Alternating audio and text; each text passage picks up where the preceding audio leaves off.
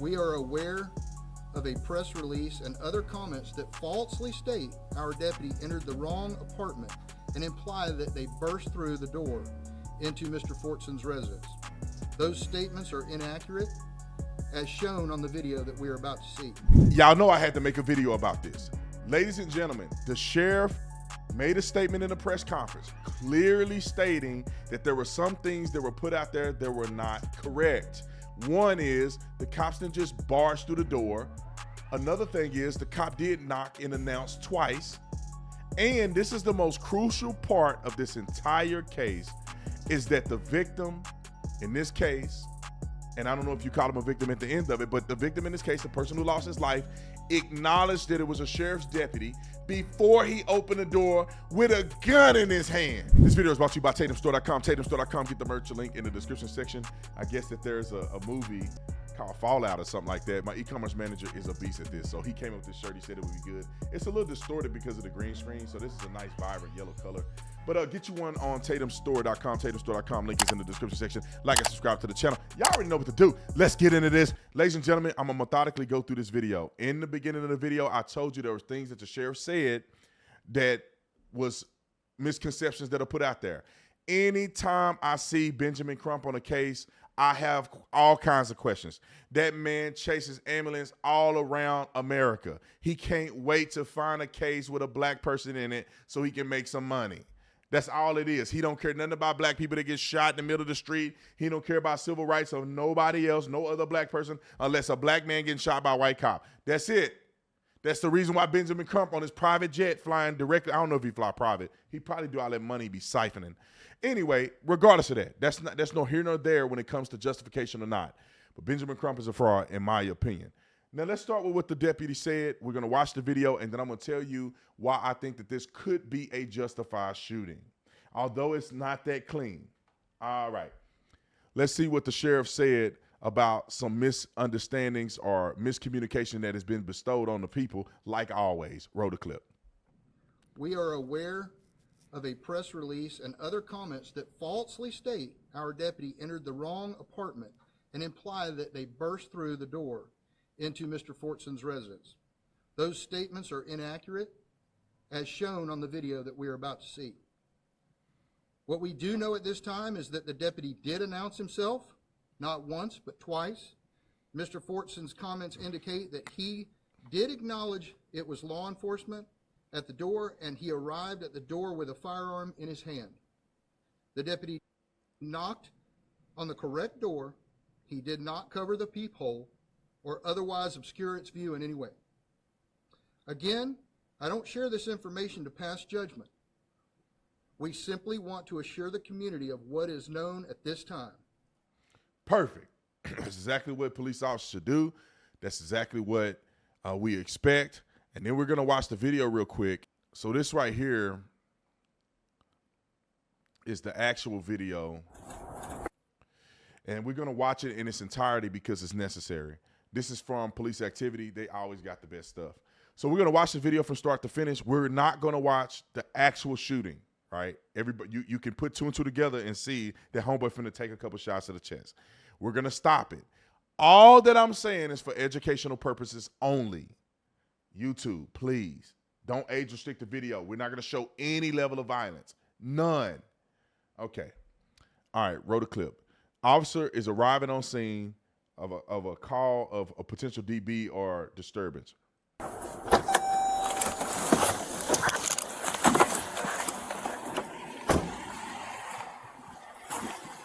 Now, let me say this. I think this is the mistake number one from the police officer. However, these are deputies. These are not city cops. Deputies have a large jurisdiction that they have to cover, so they don't have as many police officers as the municipal police department. We would never go to a disturbance call with just one officer. We would never approach an apartment with just one officer unless it's exigent, meaning we hear somebody getting beat and I have to take action because this is what you want to avoid. But I'm not going to criticize them on this because they may not have a lot of deputies, or other deputy responding may have to respond from like 15 minutes away. We don't know. Roll the clip. Howdy, sir.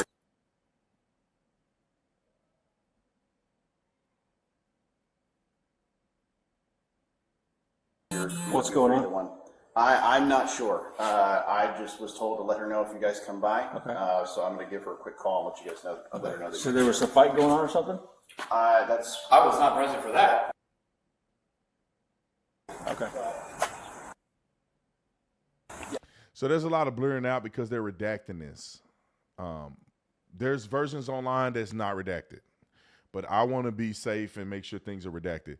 So pretty much he went to the front office. You can tell that this is an ongoing thing. Something has happened because they've informed the kid at the front, when the cops get here, let me know. This is not a cop just randomly showing him somewhere and nothing happened. He guessing and going to somebody's house. This has already been communicated amongst the apartment staff, clearly.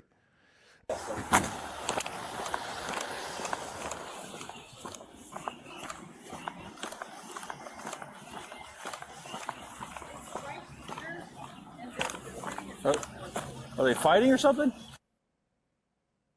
She was saying that it happens frequently. Okay. But this time it sounded like it was getting out of hand. Okay, which store?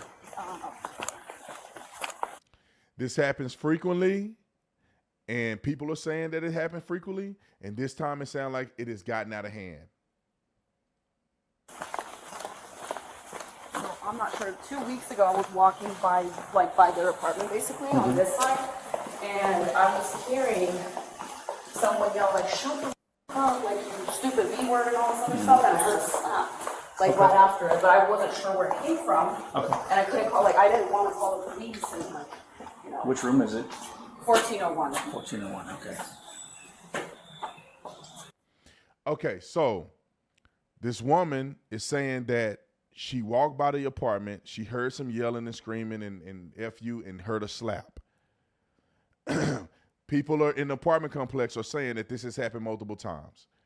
At first, she did tell the police officer that she wasn't really sure what number it was, but when she got to this point, she said, no, it's 1401. It's not abnormal for a person to say, okay, I know how these apartments are lined up and I know it's that one. 1401, okay, that would be the one at the end. She knows what apartment unit. They call the police. It's been coordinated around the apartment complex. There's a domestic situation. She know exactly which unit it is. This is not the first time it's happened. 1401. But the girl sounded scared, the one that called. She said, she was like, it's getting out of, it sounds like it's getting really out of hand. So it's hit number 4, huh? Yeah. Okay. You do me a favor, we stand out there and direct the other deputy that's coming to this area. So she's relaying secondhand information. She's saying that the girl is called and was scared. And this is what the police officer have to work with. It's not, you're going to go up to the fourth floor and it's going to be on this side. Gotcha.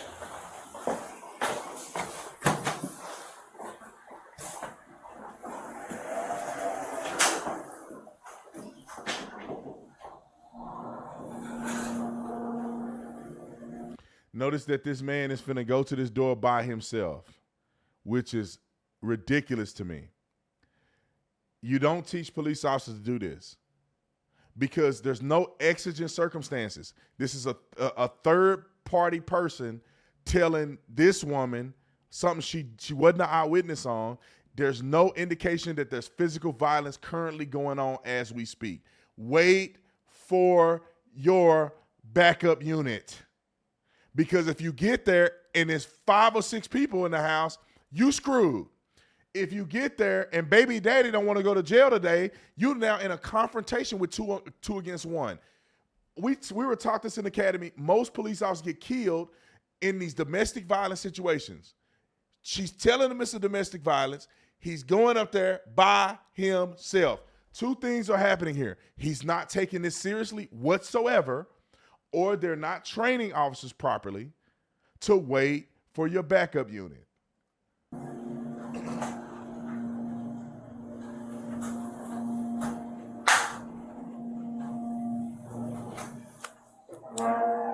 Three 12 111.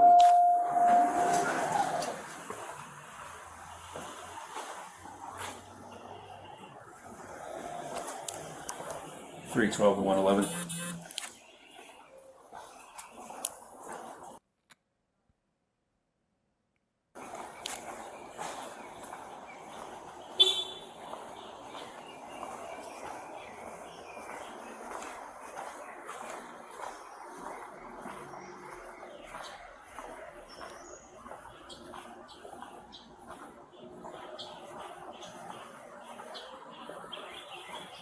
I'm assuming that he asked for a backup unit, but they redacted it, so it's hard to tell if they asked for a backup unit or not. He's still by himself getting ready to knock on his door at a potential domestic violence scene. Asinine.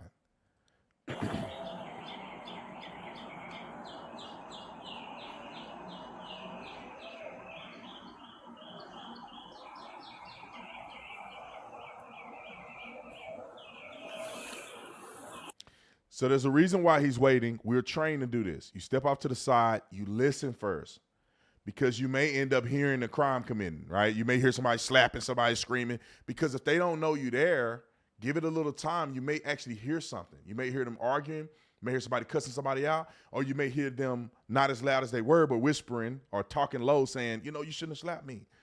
I've been 100 times, I've been to calls like that where I listen in and they like, well, you ever put your hands on me again? Now people gonna be calling the police on us because you can't keep your hands to yourself. You slapped me again. See, when they get here, I'm gonna tell them you slapped me, and we listening the whole time, and we like, oh, okay. We hear everything they saying. This is going down in the case report. They already made admissions before they knew we were present.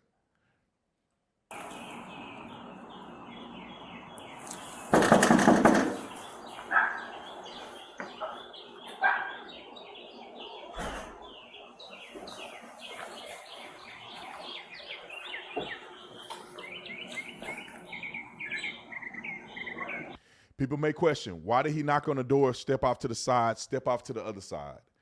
That's how we're trained. You don't want to sit in the fatal funnel, right?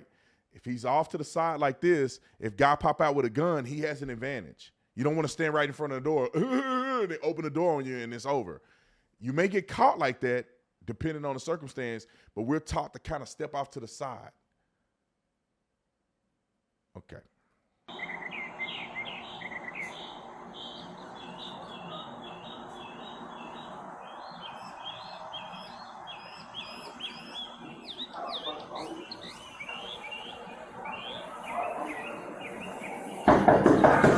Sheriff's office, open the door. One command, sheriff's office. Sheriff's office, open the door. Step out. Okay. As soon as he opened the door, he said, step back. He see the gun, and he had to engage. Now, many people will have a problem with this. I don't think it's as clean as it should have been. But when you heard the part where it was inaudible, I'm assuming that's when the kid on the inside was acknowledging to somebody on the phone that it's the police. And he's saying that's the police. That's why the police officer says, Sheriff's Department, open the door. Sheriff's Department, open the door. Because now he's getting some verbal communication with the guy who has a gun in his hand. And so this is where the rubber hit the road, and this is where it went from potentially unjustified to justified. If you're knocking on the door, first of all, I want people to be honest with themselves and acknowledge that there is a potential, a great potential, that this kid and this girl has been involved in domestic violence situations multiple times at this apartment unit, to the tune of other people are complaining, they're hearing it, we've gotten to this point. Some will say he went to the wrong door. No, he was instructed to go to this door. If there was somebody yelling and screaming and slapping after this happened, they would have been directed to identify another unit where the real crime was happening. Put this in your mind. What are the odds that a male and a female are arguing and cussing and screaming and acting a fool multiple times, and today, when he's directed to this apartment, this guy happened to be on the phone with his girl? To me, and they're not going to be honest about it. The girl ain't going to come out on the TV and tell the truth and say, we've been arguing all this time. He put his hands on me. We fighting. We was arguing when the cops got there. The girl ain't going to say that. She going to do a press conference, do a GoFundMe, put some money in her pocket. I don't know that to be true. I'm just saying I've seen it happen like that so many times. You just watch. So he knows potentially that the cops are coming because of what he's been doing or what he is doing today. The cop knocks. He acknowledges that it's a cop. Why? because he know what he in there doing, and he it's not shocking to him that police are showing up. The cop announced twice. This guy either went to get a gun, acknowledged that it was a sheriff's, and when, like, you got to think, he either had the gun in his hand, well, he shouldn't have had a gun in his hand just walking around his house, right? When the first knock happened, he either got the gun during the first knock, which wouldn't be abnormal. He hears the police officer say something. He acknowledged that there's a cop, and he still got the gun in his hand. The cop knocks again. He can hear clear as day that it's sheriff's office, and he opens the door with a gun in his hand. Why? What is he trying to do? Why do you need to have a gun in your hand after you acknowledge that it's a sheriff's deputy? And I got something to say about that here in a second. Or he hears the first knock, he does nothing. The sheriff, he realized that it's the police, then he grab a gun. Because he's finna open a gun and get in confrontation with the police. That could be a possibility as well. No rational person would have a gun in their hand, open the door with a police officer. It's not rational. It's not reasonable. So in the mind of a police officer, this behavior is not reasonable.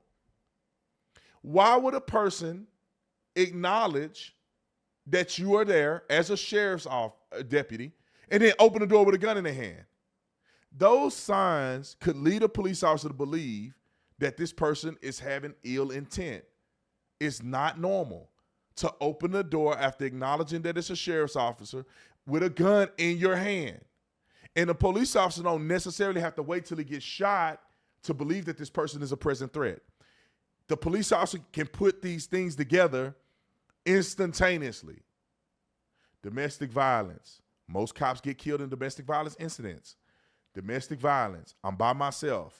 I hear the guy acknowledge me. I say sheriff's office. I say sheriff's office. He opened the door with a gun in his hand. This scenario plays in the officer's mind because this happens all the time. Kill, kill, kill. Officers get killed just like this all the time. And so when the signs and symptoms are pointing in a certain direction, it can be reasonable that a cop feels that his life is in danger when this guy opens a door with a gun in his hand. Let me say this and I'm done with the video. Ladies and gentlemen, stop opening the door with a gun in your hand. There is never a scenario, I'll say mostly never a scenario, because there is some scenarios, that you should open a door with a gun in your hand. Let me tell you why you shouldn't. If there's a suspect or suspects, individuals who you cannot identify outside of your door, you feel like you need a gun, that's the reason why you shouldn't open the door. Stay in your house, get in a tactical position, call the police. They have to get through your door first before they can harm you. When you open a door, it could be 3 dudes out there with AR-15s. You just lost already. Let there be a barrier between you and the suspects. And you have a tactical advantage because they can't see you. More times than not, they don't know the layout of your house. You could be sitting in a tactical area, call the police. If they break through that door, you have a right to defend yourself and you at a tactical advantage. Opening your door just make you susceptible to you getting shot and killed, beat up, and all kind of stuff. So if you feel like you need a gun, don't open the door. And if you don't feel like you need a gun, then open the door. It's really that simple. I've seen so many people get killed like this because they are coming to the door with a gun in their hand. The dude right here in Phoenix, everybody swear that was unjustified. It was justified. It was just unfortunate. The dude was in a domestic violence just like this, and he come to the door, all raged up, and he went to put the gun down. The officer in front of him could see that he's putting the gun down, but the officer over here can't see. So all he sees is a guy do a gun like this, and he shot him. Now, that guy is wrong on multiple fronts, because if it was a neighbor, you can't just pull a gun on a neighbor. The neighbor could be knocking on, the Uber could be knocking on the wrong door. You pull a gun on an Uber driver? It makes no sense for you to pull your gun on somebody opening your door and you don't even know who it is. Dude in Phoenix got killed that way. I did a video just the other day of 2 people breaking into their own apartment, which is crazy. But it happens. You don't have a key. You got to get in the house. But your neighbor don't know. So the neighbors see two people breaking through a window, pulling the screen off, knocking out the glass, going into the house. They call the police and say somebody's burglarizing. Police get there, all the signs and symptoms of an active burglary. Then through the blinds, they see somebody coming to the door with a gun in their hand. After yelling to the top of their lungs, police, police, police, police, police, police. This girl comes to the door with a gun in her hand, they shot her. Justified. It's not rational and reasonable for a cop to have to get shot because you being silly. Very unfortunate situation. I feel for his family. But this is not right. This is not normal. This is not reasonable. People are going to get mad and say, well, you can have a gun, but you got to be safe and smart with your gun. If you don't have a reason to answer that door with a gun in your hand, come on, man. You can get shot. Conclusion to this, I think that the officer, in good faith, went to the call. The kid acknowledges. He answered the door with a gun in his hand. The cop thought his life is in danger. It don't take nothing but a second for you to go from here to here. The situation is awkwardly presented. It's not reasonable at all for a person to act and behave the way that this gentleman was behaving, which lead the cop to believe his life is in danger. I think it's justified. I stamp justified. I'll see y'all on the next one. Comment in the comment section if you think I'm wrong. I'm out.